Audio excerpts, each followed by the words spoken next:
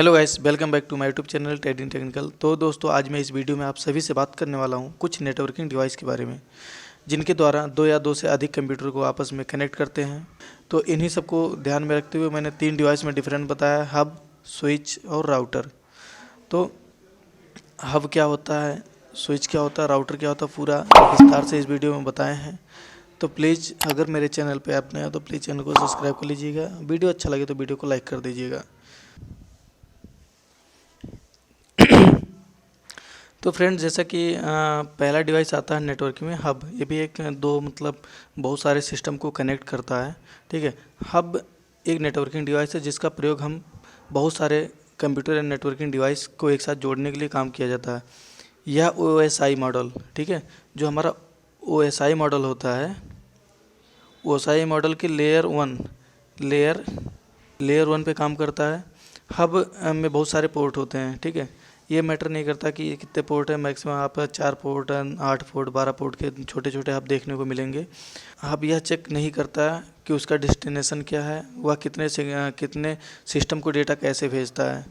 ठीक है, जैसे कि मान लीजिए, अब हम थोड़ा आपको बताना चाहेंगे कि जो मेरा हब है, ठीक है, ये हमारा एडमिन पैनल हो गया। यहाँ से हम डेटा भेजेंगे और ये हमारा हब है। ठीक है, हमने यहाँ हब लगा के इतने सारे सिस्टम को 3 को कनेक्ट कर दिया। अगर हम कोई डेटा यहाँ से ऐसे भेजते हैं, कोई डेटा भेजेंगे, तो ये हमारे सारे सिस्टम पे डेटा कॉपी पेस्ट कर देगा, सब पे आएगा।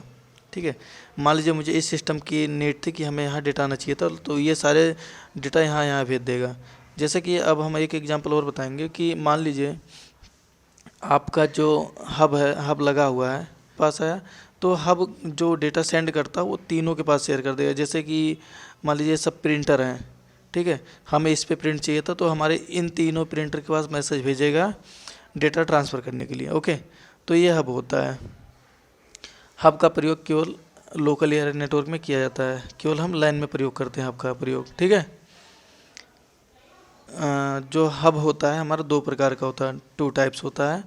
ठीक है, हब जो होता है 2 टाइप्स, 2 टाइप्स।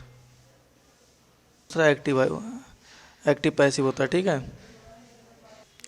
पावर सप्लाई की ज़रूरत नहीं होती है। ठीक है, लेकिन तो जो हमारा एक्टिव होता है, इसमें 2 सिग्नलों को दोबारा आपस में जनरेट करता है, इसलिए ये रिपीटर की तरह कार्य करता है। इसमें मल्टीपोर्ट रिपीटर कहते हैं, इसमें पावर सप्लाई की ज़रूरत होती है। ओके, तो ये हो गया हमारा हब। सिंपल सी फंडा है, आपको जब कोई डेटा हम ट्रांसफ़र करते हैं वो तीनों में एक सेम कॉपी पेस्ट कर देता है, तीनों में डेटा आएगा आराम से, उसी वे में आता है। ठीक, अब हम थोड़ा बताते हैं चलो स्विच के बारे में। स्विच भी एकदम सिमिलर ही है, पर उसमें क्या होता है, हमारा जो स्विच होता है मैक एड्रेस पे काम करता है। ये तो इसमें सेकंड फिजिकल लेयर पे काम करता है ये स्विच हमारा। ठीक है, ये भी हमारा OSI मॉडल पे ही काम करता है। हमारा एक नेटवर्किंग डिवाइस है जो नेटवर्क डिवाइस तथा सेगमेंट को आपस में जोड़ता है। इसे मल्टीपोर्ट ब्रिज कहते हैं। ठीक है, इसमें देखेंगे आप, जैसे कि हम आपको थोड़ा सारे मल्टीपोर्ट होते हैं, जैसे कि हमारा ये इसमें इतने पोर्ट लगे हुए स्विच में। ठीक है, बहुत सारे मल्टीपोर्ट होते हैं। OSI model layer 2 data link layer पे काम करता है, लेकिन तो आजकल ऐसे स्विच भी आ गए हैं मार्केट में जो OSI लिंक लेयर 3 पे काम करते हैं।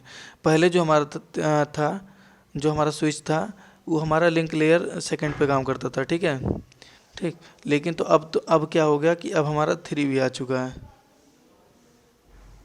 ठीक है, तो जिससे हमारा जो डेटा का ट्रांसफ़र होता है और आसानी से काम यूज में आने लगा है। अब हम इसका थोड़ा काम बताएंगे कि ये कैसे यूज करता है, स्विच कैसे चलता है। ठीक, तो इसमें क्या होता है, ये हमारा मैक एड्रेस पे काम होता है, क्योंकि हर एक सिस्टम का अपना एक मैक एड्रेस होता है।